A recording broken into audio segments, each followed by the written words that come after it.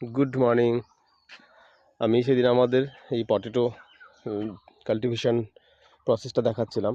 তো আমার এক ফ্রেন্ড কাম ভাই শিক্ষক, এবং ওর প্রিয় সাবজেক্ট হচ্ছে বটানি। ও গাছগাছরা নিয়ে প্রচুর গবেষণা করে এবং প্রচুর বৃক্ষরোপণ করে বিভিন্ন জায়গাতে। আর ও যেহেতু কুচবিহার থাকে, কুচবিহার শহরকে পরিষ্কার করার জন্য ওদের নিজস্ব একটা ফ্রেন্ড এবং ভাইদের নিয়ে গ্রুপ আছে। তো সেখানে ওরা নিজেরাই প্রচুর গাছ লাগায়, সেগুলো রক্ষণাবেক্ষণ করে, গাছে জল দেয়, আগাছা যারা পুজোর পর মূর্তি বিসর্জন করে নোংরা আবর্জনা ফুল ফেলে দেয়। তো ও নিজেই করে উইদাউট ব্যানার, এবং মানে সেটা হচ্ছে মন থেকে করে, মানে দেখানোর জন্য না, এবং কোনো রাজনৈতিক ব্যানারও এখানে নেই। যে কি করে, একটা 20 টাকা দামের গাছ লাগালো, 1000 টাকা দিয়ে একটা ব্যানার বানালো, মানে শুধুমাত্র দেখানোর জন্য, এবং একটা গাছ লাগানোর জন্যে 5জন সেই গাছটাতে হাত দিয়ে দেখাচ্ছে যে আমি বৃক্ষরোপণ করছি। তো রিপনজেরা এক্সেপশনাল, ওরা এগুলো করে না, এবং কাউকে দেখানোর জন্য প্রিন্ট মিডিয়াতে বা কোথাও মানে খুব বেশি প্রচার করার জন্য বা একটা মিডিয়াকে ডেকে এনে যে দেখুন আমরা গাছ লাগাচ্ছি। সো প্র্যাকটিক্যাল ছেলে এবং খুব ভালো ছেলে। ও মাউন্টেন ট্রেক করে। আমি সান্দাকফুতে গেছিলাম ওর সাথে। ও গোচেলাটা ওর সাথে যাওয়া হয়নি। তো নেক্সট আমাদের অন্নপূর্ণা প্ল্যান চলছে। দারুণ ছেলে। তো ও আমাকে সেদিন আমার এই পটেটো কাল্টিভেশন প্রসেসে জিজ্ঞেস করেছিল যে, সো আমাকে যখন রিপঞ্জ জিজ্ঞেস করলো যে এই এই ভ্যারাইটিগুলো ফাইটোপথা ইনফেস্টেন্স রেজিস্ট্যান্ট ভ্যারাইটি কিনা। তো আমি প্রথমে সেদিন বলেছিলাম যে এআরসির মূল উদ্দেশ্যটাই হচ্ছে ফাঙ্গিসাইড, পেস্টিসাইড, এগুলো যাতে স্প্রে করতে না হয়, এবং রোগবিহীন আলু উৎপাদন, এবং পরের বছর বা তারপরের বছর যে প্রোডাকশনগুলো হবে সেগুলোতে যেন খরচা কমে যায়। সো হ্যাঁ, এটা হচ্ছে যে ফাইটোপথা ইনফেস্টেন্স রেজিস্ট্যান্স ভ্যারাইটি তখনই হবে যখন আমার এই দেখুন এখানে এই যে ভ্যারাইটিগুলো আছে নিট অ্যান্ড ক্লিন, এবং এখানে কোনো রকম কোনো আগাছাও নেই, কোনো রকম ধসা, একটি গাছে কোনো রকম ধসা নেই।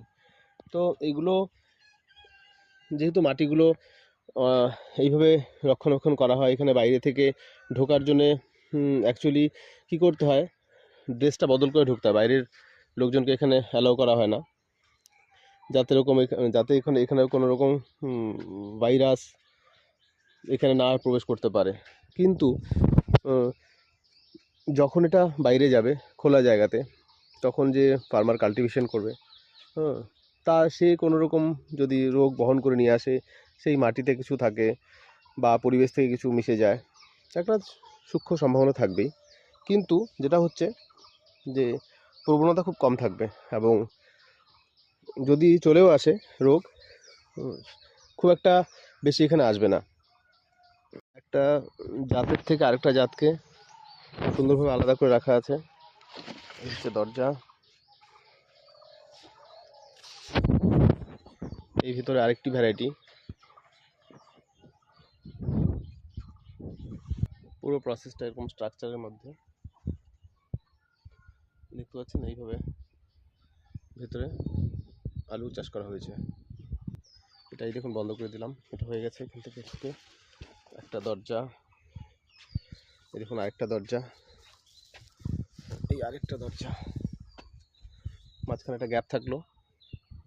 নেক্সট আরেকটা প্লটে যাচ্ছি, এই আরেকটা,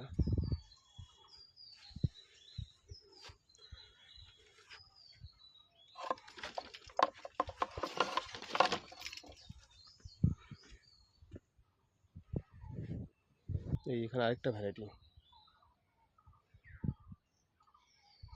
তো এখানে দেখুন এত সুন্দরভাবে রক্ষণাবেক্ষণ করা হচ্ছে, চাষ করা হচ্ছে, একটার সাথে একটা রোগ আসার চান্স নেই। পোকামাকড় তো ছেড়েই দিন, মাটিটাও একদম শোধিত।